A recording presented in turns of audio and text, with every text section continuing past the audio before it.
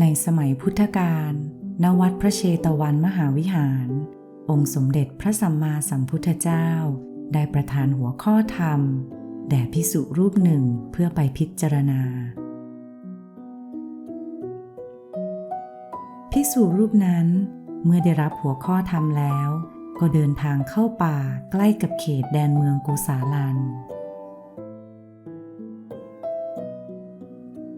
แต่กระนั้นเมื่ออาศัยอยู่ได้เพียงเดือนเดียวกุฏิของภิกษุก็เกิดไฟไหม้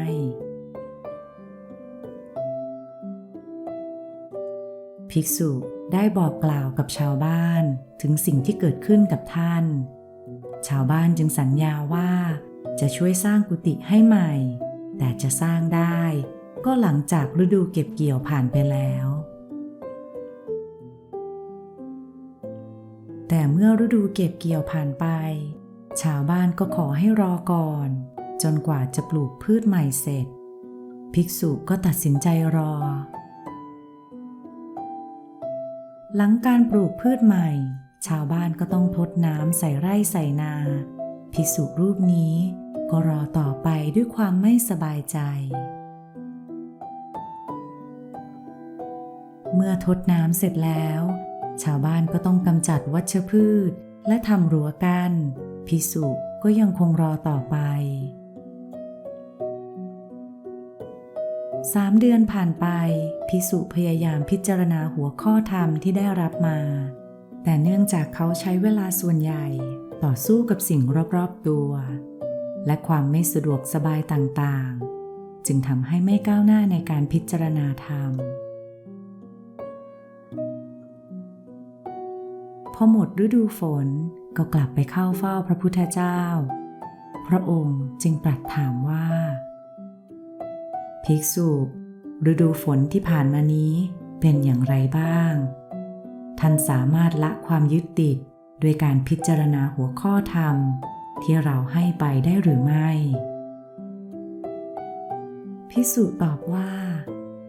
ข้าแต่พระพุทธองค์ข้าพเจ้าไม่สามารถทำได้แล้วภิกษุรูปนั้นจึงได้เล่าเรื่องทั้งหมดที่เกิดขึ้นให้พระพุทธเจ้าฟังและเสริมว่าเนื่องด้วยข้าพเจ้าไม่มีที่พักจึงได้รับความยากลำบากเป็นอย่างยิ่งดังนั้นข้าพเจ้าจึงไม่สามารถอุทิศตนให้กับการพิจารณาธรรมได้พระพุทธเจ้าตรัสว่าในอดีตแม้แต่สัตว์ยังรู้ว่าเมื่อไหร่ควรอยู่และเมื่อใดควรจากไปแล้วเหตุใดเจ้าจึงไม่รู้หลังจากพระภิกษุขอให้พระพุทธองค์ทรงเล่าถึงเหตุการณ์ที่เกิดขึ้นในอดีตพระองค์จึงตรัสว่ากาลครั้งหนึ่งนานมาแล้วพระโพธิสัตว์ได้มาเกิดเป็นหัวหน้าของนกฝูงหนึ่งทั้งหมดอาศัยอยู่ร่วมกันบนกิ่งก้านของต้นไม้ต้นหนึ่งและเมื่อเวลาผ่านไปอากาศก็แห้งแล้งขึ้นเรื่อยๆกิ่งก้านของต้นไม้ที่แห้งเหี่ยวก็เริ่มเสียดสีกันพระโพธิสัตว์สังเกตเห็นจึงบอกกับฝูงนกว่าถ้ากิ่งไม้แห้งเหล่านี้ยังคงเสียดสีกันอย่างต่อเนื่องจะทำให้เกิดไฟไหม้ได้ทั้งต้นไม้และพวกเราก็จะถูกเผากันหมดพวกเราไม่สามารถอยู่ที่นี่ต่อได้แล้วจะให้ดีที่สุดเราต้องทิ้งบ้านนี้ไปและไปหาที่อยู่ใหม่ที่อื่นพวกนกที่วางใจในสติปัญญาและคำแนะนำของพระโพธิสัตว์ต่างพร้อมใจกันปฏิบัติตามคำแนะนำของพระองค์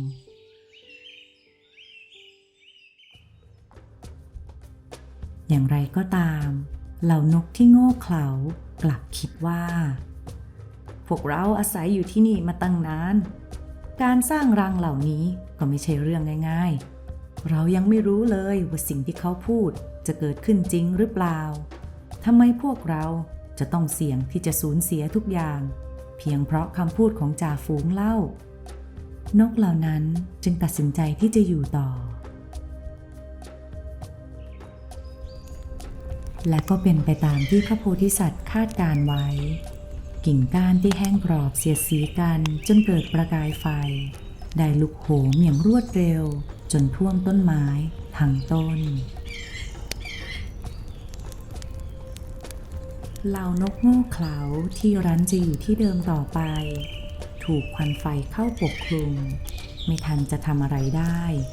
หนีก็ไม่ทันจึงถูกเผาทั้งเป็นทีละตัวทีละตัว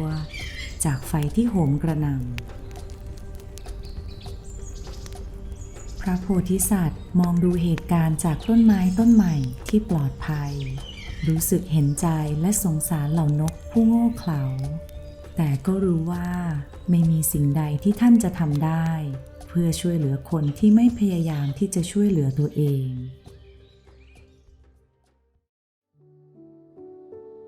สมเด็จพระสัมมาสัมพุทธเจ้าทรงสรุปเรื่องราวและตรัสว่าภิกษุอย่างที่ท่านได้เห็นในอดีตสัตว์ยังรู้ว่าเมื่อไหร่ควรอยู่เมื่อไหร่ควรไปแล้วเหตุใดท่านซึ่งเป็นมนุษย์ที่มีปัญญาจึงไม่รู้ว่าอะไรที่เหมาะกับตัวเองเมื่อจบคำสอนพระพุทธองค์ทรงแสดงธรรมเรื่องอริยสัจสี่และตรัสว่าทุกสิ่งที่เกิดขึ้น